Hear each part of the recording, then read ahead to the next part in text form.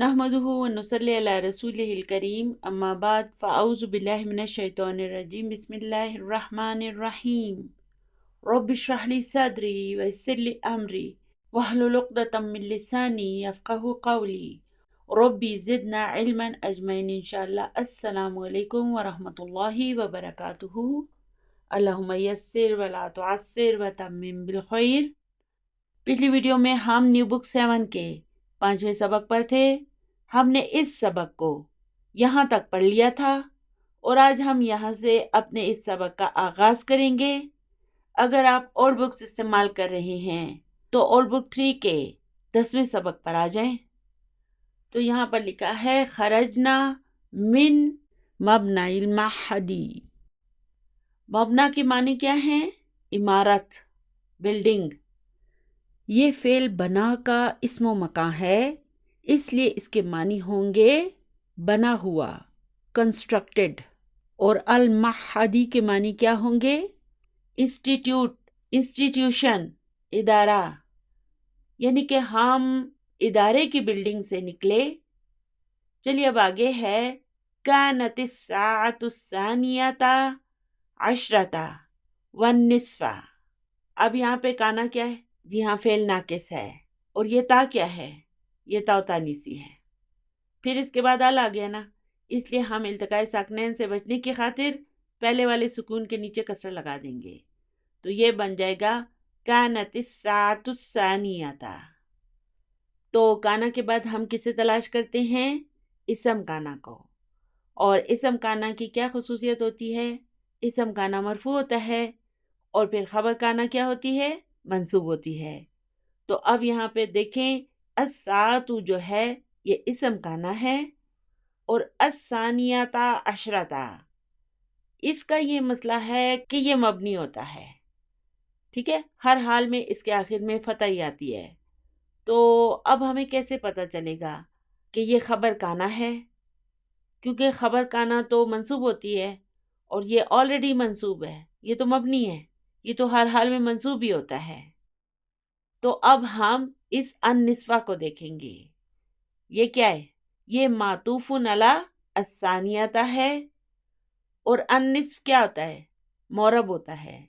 और अब यहाँ पर ये क्या है? मंसूब है। इसलिए इसकी वजह से हमें पता चल गया कि अस्सानियता जो है ना, ये भी यहाँ पर मंसूब है और इसम काना है। अस्सानियता अशरता के क्या मानी होते हैं? 12। और वन निस्फा और आधा यानी कि 12.5। तो इस जुमले के मानी होंगे कि 12.5 बज गए थे। रआ बादू जुमलाई अन नऊदा मुदर्रिसन अल मरीदा। तो अब इस रआ को देखें, इसके मानी क्या होते हैं? इसके मानी आमतौर पर देखना होते हैं, लेकिन आगे जाकर हम पढ़ेंगे कि रआ के मानी 2 तरह के होते हैं। एक रआ अल बसरिया होगा और दूसरा रआ अल कल्बिया। तो रआ अल बसरिया के मानी होंगे कि देखना, आंखों से देखना। और रआ अल कल्बिया के मानी क्या होंगे? इसके मानी होंगे दिल से देखना। और दिल का देखना क्या होता है? सोचना। इसका दूसरा मानी होगा सोचना। तो अब इस जुमले में इसके मानी होंगे सोचना। और इस नाउदू को देखें, ये कौन सा फेल है? ये फेल है आदा याउदू। देखें, अगर आप डिक्शनरी को देखें तो आपको एक ही लफ्ज के कई कई मानी भी मिलेंगे। तो इसी तरह से आदा के मानी भी मुख्तलिफ होते हैं। एक आदा के मानी होते हैं रजा यानी कि लौटना, और दूसरे आदा के मानी होते हैं ज़ारा यानी कि मिलने जाना, ज़ियारत करना। तो आदा का मस्दर क्या होगा? इयादतुन। और ज़ारा का ज़ियारतुन। तो ये जो फेल होता है आदा, इसके दूसरे मानी होते हैं अयादत करना, किसी मरीज से मिलने जाना, उसकी अयादत करना। और अल्हम्दुलिल्लाह ये लफ्ज़ उर्दू में भी मौजूद है। तो अब यहाँ पे है रआ बादू जुमलाई यानी कि मेरे कुछ दोस्तों ने सोचा। अब यहाँ पे रआ क्या है? فعل ہے، اور اس کا فاعل کہاں ہے؟ بعدو. بعدو اس کا فاعل ہے، وہو مضاف، اور زملائی جو ہے یہ اس کا مضاف الیہ ہے، وہو مضاف، اور یا متکلم پھر اس کا مضاف الیہ ہے. تو اس رعا کا مفعول بھی کا ہے ان نعودا، یہ ایک مصدر المول ہے اور اس کا مفعول بھی ہے. اور نعودا کا فاعل کا ہے؟ اس میں جو نحنو کی ضمیر مستتر ہے وہ اس کا فاعل ہے، اور مدرسہ یہ اس کا مفعول بھی ہے، وہ مضاف، اور نہ اس کا مضاف الیہ ہے. اور المریدہ کیا ہے؟ یہ مدرسہ کی نعت ہے. دیکھیں یہاں پر مدرسہ کیا ہے؟ منصوب ہے نا، اور پھر یہ المریدہ کیا ہے؟ یہ بھی منصوب ہے، تو یہ اس کی نعت ہے. یعنی کہ میرے بعض کلاس فیلو نے سوچا کہ ہم اپنے بیمار استاد کی عیادت کریں. فقلت لہم، اب فا کیا ہے؟ حرف عطف ہے، قل فعل ہے، اور تو اس کا فاعل ہے، لہم جار مجرور ہے. یعنی کہ تو میں نے ان سے کہا، لیس الوقت مناسبا للعیادتی. تو اب دیکھیں فعل آدھا کا مصدر آ گیا نا، عیادتی. تو اب یہاں پر لیسا کیا ہے؟ یہ من اخواتی کانا ہے، یہ کانا کی بہن ہے. اس کا بھی کانا کی طرح ایک اسم ہوگا اور وہ مرفوع ہوگا، اور ایک خبر ہوگی جو کہ منصوب ہوگی. تو اب اس لیسا کا اسم کہاں ہے؟ الوقت. الوقت اسم لیسا ہے، اور پھر یہ مناسباً کو دیکھیں، یہ منصوب ہے نا، یہ خبر لیسا ہے، اور للعیادتی جار مجرور. اب اس عیادتی کو دیکھیں، یہ کیا ہے؟ یہ عادہ یعودو کا مصدر ہے. میں نے آپ کو بتایا تھا نا کہ عادہ کا مصدر عیادتن ہوتا ہے. تو اس کے معنی ہوں گے کہ یہ وقت عیادت کے لیے مناسب نہیں ہے. سنعودہ بعد صلاة العصر انشاء اللہ. اب یہ سا کیا ہے؟ حرف استقبال ہے، اور یہ کیا کرتا ہے؟ یہ فعل مضارع کو مستقبل کے لیے مخصوص کر دیتا ہے. دیکھیں ہمیں پتہ ہے نا کہ فعل مضارع کے معنی حال کے بھی ہو سکتے ہیں اور مستقبل کے بھی ہو سکتے ہیں، لیکن جب یہ سا حرف استقبال آ جاتا ہے تو پھر یہ فعل مضارع کو صرف مستقبل کے لیے مخصوص کر دیتا ہے. تو اب یہ سا حرف استقبال ہے، اور نعودو یہ فعل ہے، اور اس کا فاعل کہاں ہے؟ اس میں جو نحنو کی ضمیر مستتر ہے وہ اس کا فاعل ہے، اور ہو جو ہے یہ اس کا مفعول بھی ہے. اور بعدہ کیا ہے؟ ظرف ہے. صلاتی اس ظرف کا مضاف الیہ ہے، وہو مضاف، اور العصری اس کا مضاف الیہ ہے. یعنی کہ انشاءاللہ ہم عصر کی نماز کے بعد ان کی عیادت کریں گے. قالو، تو ان سب نے کہا، الرأی رأیک، یعنی کہ رائے تو آپ کی رائے ہے. اس کا مطلب کیا ہوتا ہے؟ عربی زبان میں اس طرح کہنے کا مطلب یہ ہوتا ہے کہ آپ کی رائے واقعی رائے ہے، واقعی درست ہے. یعنی کہ ان سب نے اس کی رائے کو پسند کیا اور اس سے متفق ہو گئے. تو الحمدللہ ہمارا یہ چھوٹا سا سبق مکمل ہو گیا ہے. چلیے اب اس کی تمارین کو پڑھتے ہیں. پہلا سوال ہے، عجیب عن الاسئلۃ الآتیتی، یعنی کہ دیے گئے سوالوں کے جوابات دیجئے.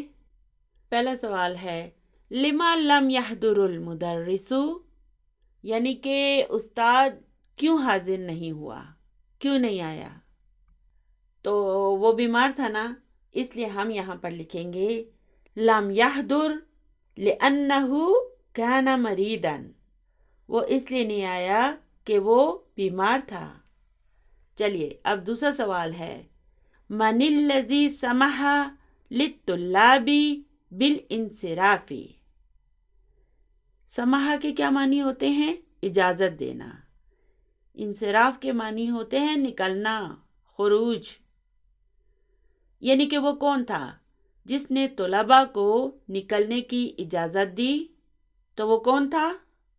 هو المراقب، وہ سپروائزر تھا.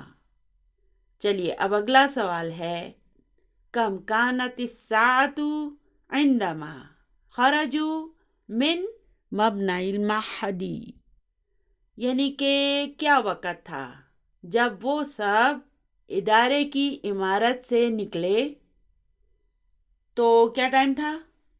كانت الساعة الثانية عشرة والنصف عندما خرجوا من مبنى المعهد، یعنی کہ 12:30 بجے تھے جب وہ سب ادارے کی بلڈنگ سے نکلے۔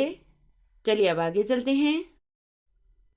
تو چونکہ یہ سب ہم اپنی کلید بک میں پڑھ چکے ہیں اس لیے میں اسے جلدی جلدی پڑھوں گی، ٹھیک ہے؟ کلید بک میں میں نے ان سب جملوں کی پوری تفصیل آپ کو بتائی تھی، ترجمہ بھی بتایا تھا اور ان کو انالائز بھی کیا تھا، اس لیے ابھی میں اسے جلدی جلدی پڑھوں گی۔ الجملۃ اما اسمیۃ و اما فعلیۃ، یعنی کہ جملہ یا اسمیہ ہوتا ہے یا فعلیہ ہوتا ہے۔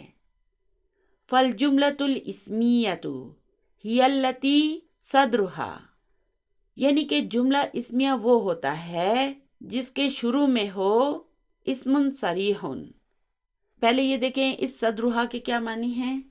صدرها کے معنی ہیں اس کا شروع، اس کی بگننگ۔ اگر اس کے معنی ہم عربی میں لکھیں تو ہم کیا لکھیں گے؟ اولها یا پھر بدایتها، اور اردو میں ہم اس کے معنی لکھیں گے شروع میں۔ صدرها یہاں پر اس کے معنی ہوں گے شروع میں۔ تو جملہ اسمیہ کے شروع میں کیا ہوتا ہے؟ اسم صریح۔ صریح کے کیا معنی ہیں؟ صریح کے معنی ہیں ڈائریکٹ، سیدھا سیدھا، براہ راست، یعنی کہ جملہ اسمیہ کے شروع میں یا تو اسم ہوگا، نحو اللہ غفور، ہذہ مدرسۃ، انا مجتہد۔ تو اب یہاں پہ اللہ کیا ہے؟ اسم ہے۔ پھر یہاں پر ہذہ کیا ہے؟ اسم اشارہ ہے، اور انا کیا ہے؟ ضمیر، ٹھیک ہے؟ تو اسم کی کیٹیگری میں اسم اشارہ بھی آئیں گے، سادہ اسم بھی آئیں گے، اور ضمیر بھی اسم کی کیٹیگری میں آتے ہیں۔ پھر دوسری چیز کیا آئے گی؟ مصدر المؤول، نحو ان تصوموا خیر لکم، یعنی کہ اگر تم روزہ رکھو تو یہ تمہارے لیے بہتر ہے۔ فَأَن تَصُومُوا تقدیرہ صیامکم، یعنی کہ ان تصوموا دراصل کیا ہے؟ صیامکم، ٹھیک ہے؟ اگر ہم اس ان تصوموا کو سادہ مصدر میں تبدیل کریں تو یہ بن جائے گا صیامکم۔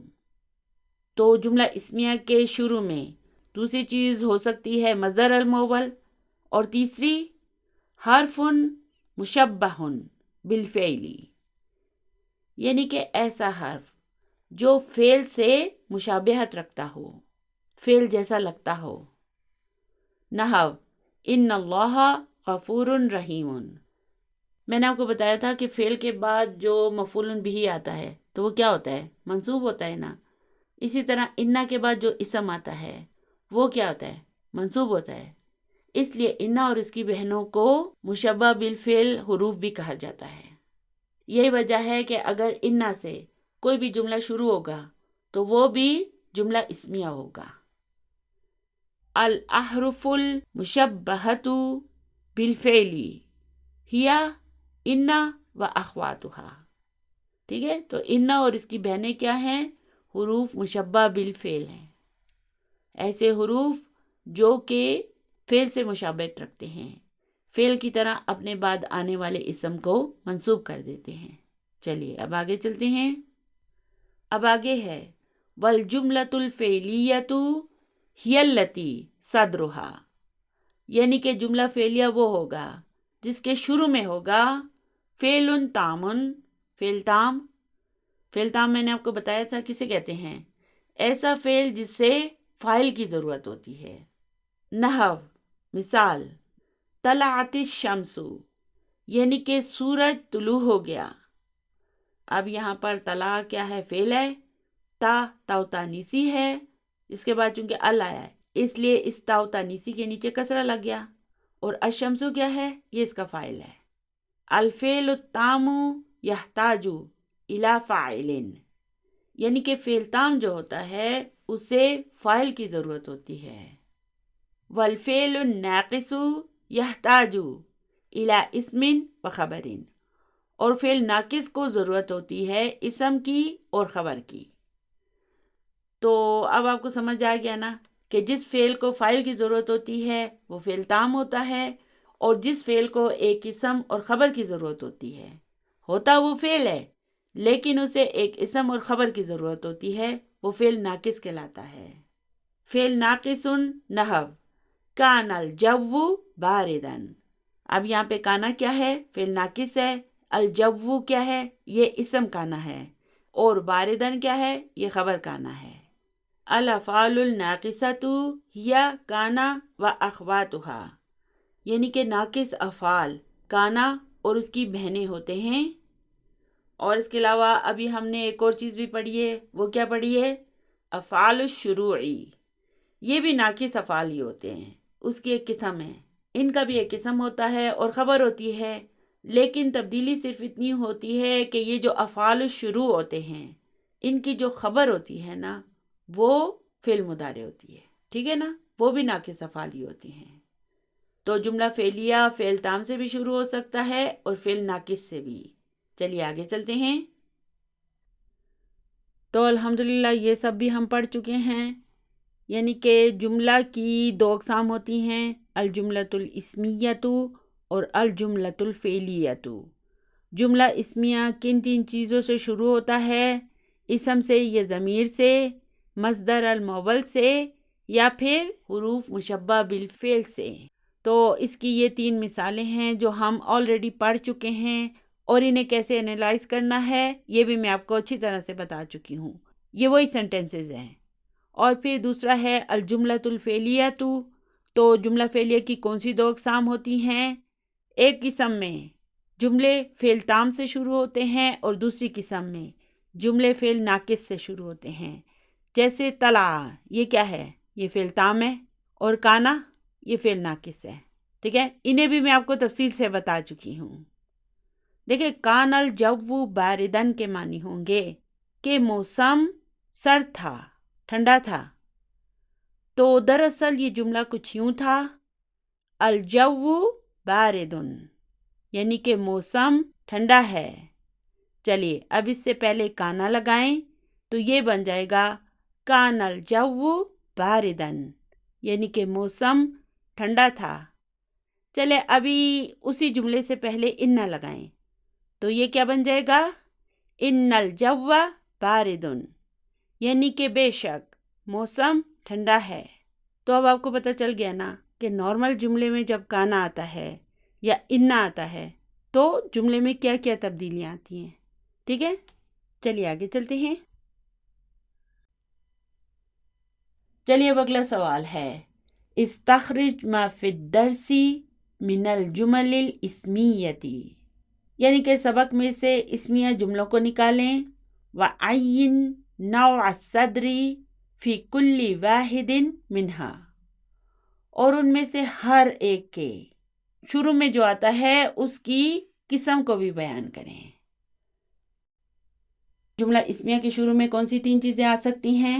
پہلی چیز ہم نے پڑھی تھی اسم یا ضمیر، دوسری مصدر المول، اور تیسرا حروف مشبہ بالفعل۔ تو الحمدللہ سبق کو پڑھانے کے دوران میں نے آپ کو ہر ایک جملے کے بارے میں پوری تفصیل بتا دی ہے۔ اگر آپ کے ذہن میں وہ تازہ نہیں ہے تو آپ اپنی سولوشن بک میں بھی اسے دوبارہ چیک کر سکتے ہیں، یعنی کہ تقریباً یہ سوال ہم کر چکے ہیں سبق کو پڑھتے ہوئے۔ ہر ایک جملہ اسمیہ اور جملہ فعلیہ کے شروع میں جو لفظ آتا ہے نا اس کی اسپیشیز کے بارے میں، قسم کے بارے میں آپ کو بتا چکی ہوں۔ اور اگر آپ اسے لکھنا چاہتے ہیں تو آپ اپنی سولوشن بک میں ان جملوں کو اور ان کے شروع کے لفظ کی قسم کو دیکھ سکتے ہیں۔ چلیے اب تیسرا سوال ہے، استخرج ما فی الدرس من الجمل الفعلیۃ، یعنی کہ سبق میں سے جو جملہ فعلیہ ہیں انہیں نکالیں، وعین نوع الصدر فی کل واحد منہا، اور ان میں سے ہر ایک کے شروع کی قسم کو بھی بیان کریں، یعنی کہ جو شروع والا لفظ ہے اس کی قسم کو بھی بیان کریں۔ تو ہم نے اس سبق میں کیا پڑھا ہے کہ جملہ فعلیہ کے شروع میں فعل کی کون سی دو اقسام آ سکتی ہیں؟ فعل تام اور فعل ناقص۔ تو الحمدللہ سبق کو پڑھاتے ہوئے یہ سوال بھی ہم کر چکے ہیں۔ اگر آپ کو بھول گیا ہو تو آپ اسے بھی اپنی سولوشن بک میں چیک کر سکتے ہیں۔ دیکھیں نا، چونکہ سبق میں ہر ایک جملے کے بارے میں آپ کو ساتھ ساتھ پوری تفصیل بتاتی گئی ہوں، اس لیے اب ان جملوں کو آپ خود کریں، یوں سمجھیں کہ آپ کا ہوم ورک ہے۔ اگر آپ ایسا کریں کہ میری ویڈیو کو دیکھنے کے بعد اپنے سبق کو کھولیں اور ہر ایک جملے کے شروع میں جو آ رہا ہے نا، اس کی قسم کو خود سے آئیڈینٹیفائی کریں تو یہ آپ کے لیے بہت اچھا ہوگا۔ اور پھر بھی اگر آپ کو سمجھ نہیں آ رہا تو آپ اپنی سولوشن بک میں اس کا جواب بھی دیکھ سکتے ہیں، ٹھیک ہے نا؟ یہ سب تو میں آپ کو کرا چکی ہوں، یہی وجہ ہے کہ ابھی میں انہیں دوبارہ نہیں کرا رہی ہوں۔ پورے سبق کو دوبارہ پڑھنا اتنا آسان نہیں ہے، اس میں بھی ہمارا کافی ٹائم لگ جائے گا۔ تو چلیے آگے چلتے ہیں۔ اگلا سوال ہے، حول المصادر الواردة في الجمل الآتية إلى مصادر مؤولة۔ تو یہ کیا ہے؟ حول کون سا فعل ہے؟ یہ فعل ہے حولا یحول، اور پھر حول کیا ہے؟ یہ اس کا فعل امر ہے، اور پھر یہاں پر المصادرہ کیا ہے؟ یہ اس کا مفعول بھی ہے، اور الواردہ یہ المصادرہ کی نعت ہے۔ اور یہاں پر دیکھیں الہ کے بعد مصادرہ کیوں لکھا ہے؟ اس کے بعد تو اسے مجرور ہونا چاہیے، اس لیے کہ یہ مصادر ممنوع من الصرف ہوتا ہے، مصدر کی جمع جو ہوتی ہے نا، یہ ممنوع من الصرف ہوتی ہے۔ یہی وجہ ہے کہ مجرور ہونے کے باوجود اس کے آخر میں فتح آئی ہے۔ اور پھر اس مؤولتین کو دیکھیں، اس کے آخر میں گولتا کیوں آ گئی؟ کیونکہ کل جمع مؤنث، دیکھیں یہ مصادر کے لیے آئی ہے نا، اور مصادر کیا ہے؟ مصدر کی جمع ہے، اس لیے اس کے لیے پھر مؤولتین آیا ہے، یعنی کہ مؤنث واحد آیا ہے۔ تو یہاں پہ لکھا ہے حول المصادر الواردہ، یعنی کہ دیے گئے مصادر کو تبدیل کریں، فی الجمل الآتیتی دیے گئے جملوں میں، الی مصادر مؤولۃ مصدر المؤول کی طرف۔ چلیے پہلا جملہ ہے، بقاؤک ہنا فی العطلۃ احسن لک۔ اب اس بقاؤک کو دیکھیں، پہلے مجھے بتائیں اس کے معنی کیا ہوں گے؟ اس کے معنی ہوں گے تمہارا سٹے کرنا، رہنا۔ تو اب اس جملے کے معنی ہوں گے کہ چھٹیوں میں تمہارا یہاں رہنا تمہارے لیے بہتر ہے۔ تو یہ بقاؤ کا کون سا فعل ہے؟ بقیہ یبقا، جیسے ہم نے پڑھا تھا نسیہ ینسا، خشیہ یخشا، اسی طرح یہ بھی کیا ہے؟ بقیہ یبقا۔ چلیے اب اس بقاؤ کا کو مصدر المؤول میں تبدیل کریں تو یہ بن جائے گا ان تبقا، ان تبقا ہنا فی العطلۃ احسن لک۔ ٹھیک ہے، معنی سیم ہوں گے، اس کے معنی بھی ہوں گے کہ چھٹیوں میں تمہارا یہاں رہنا تمہارے لیے بہتر ہے۔ چلیے اگلا جملہ ہے، سکننا فی المہجع افضل لنا، یعنی کہ ہمارا ہاسٹل میں رہنا ہمارے لیے بہتر ہوگا۔ چلیے تو اب ہم نے کیا کرنا ہے؟ اس سکننا کو مصدر المؤول میں تبدیل کرنا ہے، تو چلیے تبدیل کریں تو یہ بن جائے گا ان نسکنا، ان نسکنا۔ باقی جملہ اسی طرح رہے گا اور معنی بھی سیم رہیں گے، ٹھیک ہے؟ اچھا، پچھلی ویڈیو میں مجھ سے ایک سوال کیا گیا تھا کہ یہ مصدر المؤول اور سمپل مصدر کو ہم جملوں میں کیوں لاتے ہیں؟ مطلب کیا ضرورت ہے کہ کبھی ہم مصدر لکھیں کبھی مصدر المؤول لکھیں؟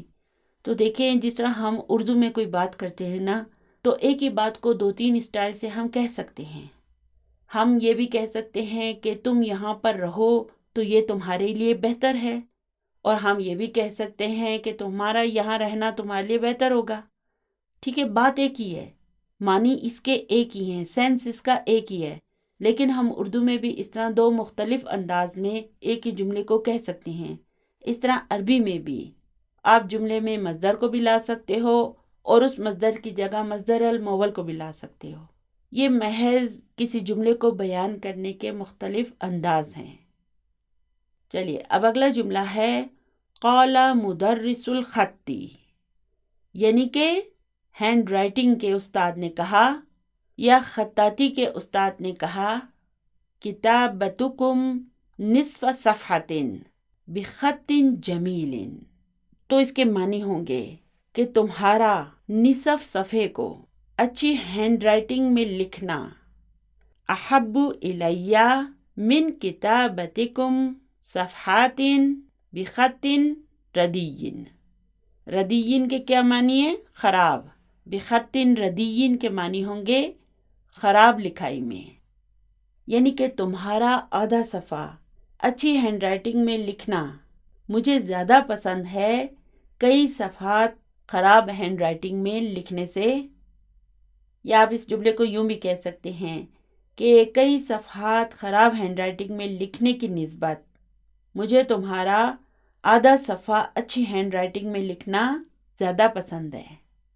اب یہاں پہ یہ کتابتو کیا ہے؟ مصدر ہے نا، اور یہاں پر چونکہ اس سے جملہ شروع ہو رہا ہے اس لیے یہ مبتدا ہے، وہ مضاف اور کم اس کا مضاف الیہ ہے۔ چلیے اب اسے مصدر المؤول میں تبدیل کریں تو یہ بن جائے گا ان تکتبو۔ یہ دراصل کیا تھا؟ تکتبونا۔ ان کی وجہ سے اس کا نون حذف ہو گیا اور یہ منصوب ہو گیا، تو یہ بن جائے گا ان تکتبو۔ کتابتکم کی جگہ ہم لکھیں گے ان تکتبو، اور اب اس کا فاعل کہاں ہے؟ اس کا یہ واو۔ اور اب اس ان تکتبو کو ہم کیا کہیں گے؟ ہم کہیں گے المصدر المؤول فی محل رفع مبتداء۔ اب اس احبو کو دیکھیں، یہ کیا ہے؟ یہ اسم تفضیل ہے اور اس جملے میں یہ خبر کے طور پر آیا ہے۔ پھر یہاں پہ دیکھیں، یہاں پہ من کے بعد کتابتکم آیا ہے، تو اب اس کتابتکم کی جگہ ہم کیا لکھیں گے؟ ان تکتبو۔ اور اب یہاں پر ان تکتبو کیا ہوگا؟ اسم مجرور ہوگا، اور اسے ہم کیسے ایکسپلین کریں گے؟ ہم کہیں گے ان تکتبو المصدر المؤول فی محل جر اسم مجرور۔ چلیے اب آگے چلتے ہیں۔ چلیے اب اگلا سوال ہے، ما تقدیر المصدر المؤول فی قولہ تعالی، یعنی کہ اللہ تعالیٰ کے اس قول میں مصدر المؤول کیا ہے؟ تو چلیے اب آیت کو پڑھتے ہیں۔ وَأَن تَعْفُوا أَقْرَبُ لِلتَّقْوَى، تو اب یہ فعل کون سا ہے؟ عفا یعفو، اور پھر اس کا مصدر کیا ہوگا؟ عفون، یعنی کہ یہ کیا ہے؟ ناقص الواوی ہے۔ تو اب یہاں پہ دیکھیں، یہ تعفو جو ہے اس میں واو جو ہے نا، یہ دراصل کیا ہے؟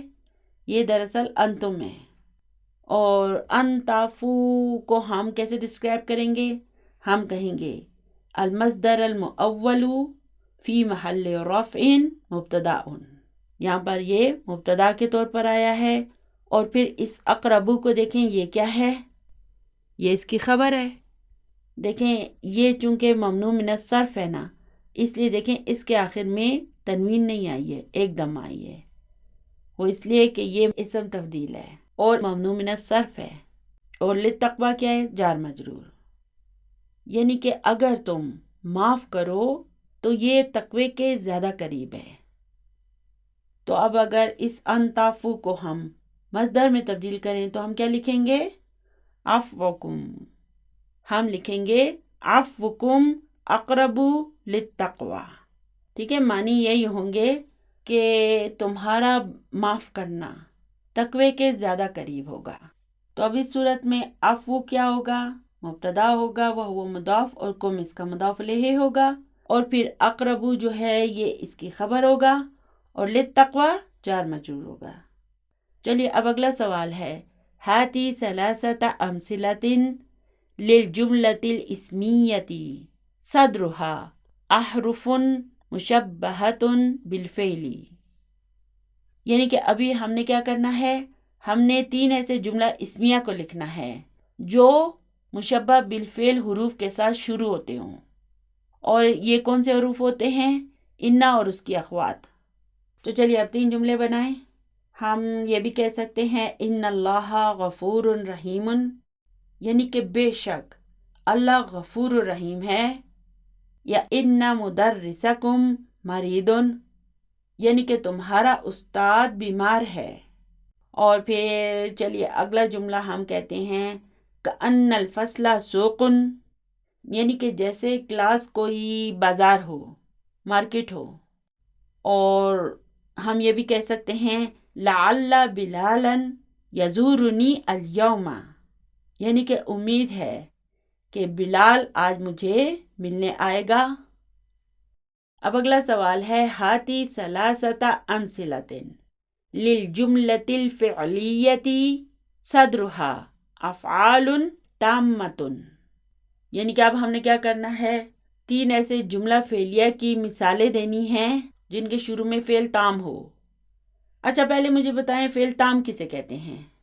ایسا فعل جو کہ اپنے مطلب کو واضح کرتا ہے اور اس کو فاعل کی ضرورت ہوتی ہے، اس کا اسم اور خبر نہیں ہوتی بلکہ اسے فاعل کی ضرورت ہوتی ہے، اس کا فاعل ہوتا ہے۔ جیسے جلست الطالبۃ، یہ ایک جملہ ہو گیا، یعنی کہ طالبہ بیٹھی۔ پھر رن الجرس، یعنی کہ گھنٹی بجی۔ پھر سئمت طلاب الانتظار، یعنی کہ طلبہ انتظار کر کر کے بور ہو گئے، تھک گئے۔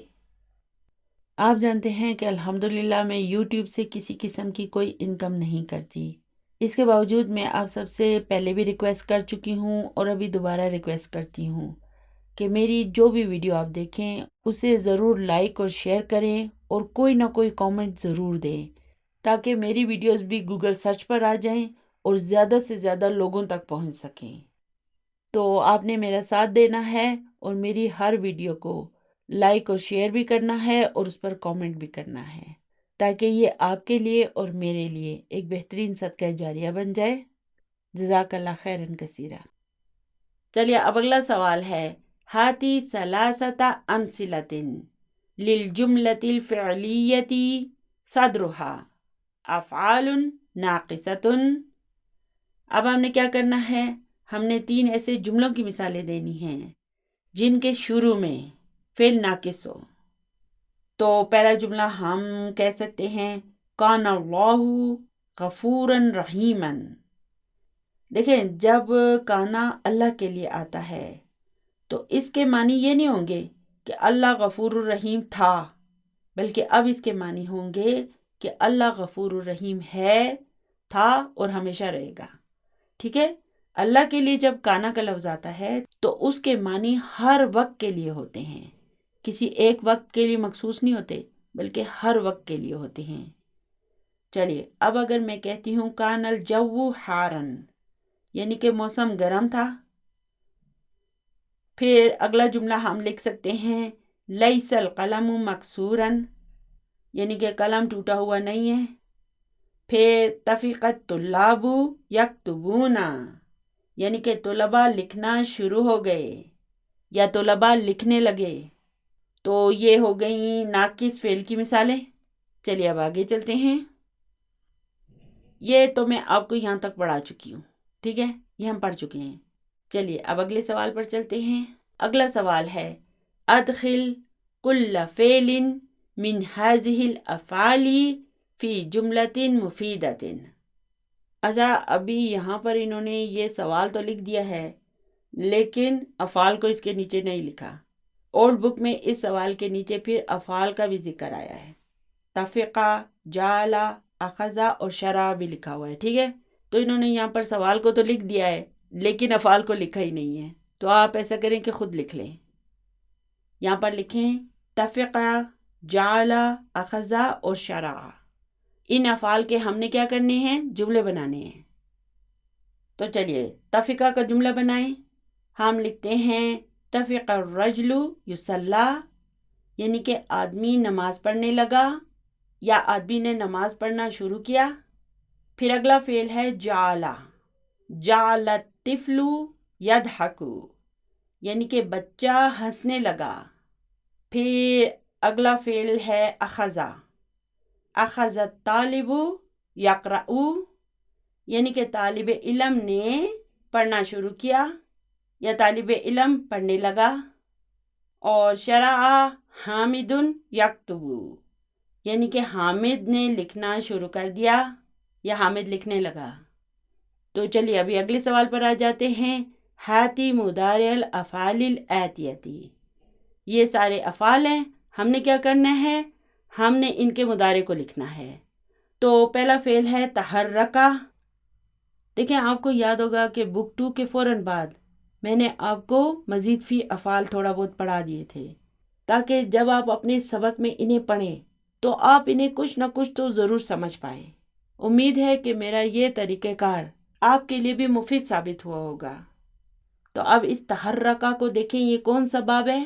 جی ہاں، 5واں باب۔ میں نے آپ کو کیا بتایا تھا؟ اس باب کو کس نام سے آپ نے یاد رکھنا ہے؟ باب تبسم، شہناز تبسم۔ اور دراصل یہ کون سا باب ہے؟ تفاعل، باب تفاعل ہے۔ تو فعل ہے تحرکا اور اس کا مضارع ہوگا یتحرکو۔ تو تحرکا کے معنی کیا ہوں گے؟ ہلا، اس نے حرکت کی۔ چلیے اب اگلا فعل ہے عبسا۔ عبسا کے معنی کیا ہوتے ہیں؟ بک بک کرنا، فضولیات میں پڑ جانا۔ اور اس کا مضارع کیا ہوگا؟ یعبسو۔ پھر اگلا فعل ہے سئیما، یعنی کہ بور ہونا، تھک جانا، اور اس کا مضارع ہوگا یسأمو۔ تو الحمدللہ آج کا ہمارا سبق بس یہیں تک تھا، دعاؤں میں یاد رکھیے گا۔ ربنا ہب لنا من ازواجنا وذریاتنا قرۃ اعین وجعلنا للمتقین اماما۔ سبحان ربک رب العزت عما یصفون وسلام علی المرسلین والحمد للہ رب العالمین۔ جزاکم اللہ خیرا کثیرا۔ السلام علیکم ورحمۃ اللہ وبرکاتہ۔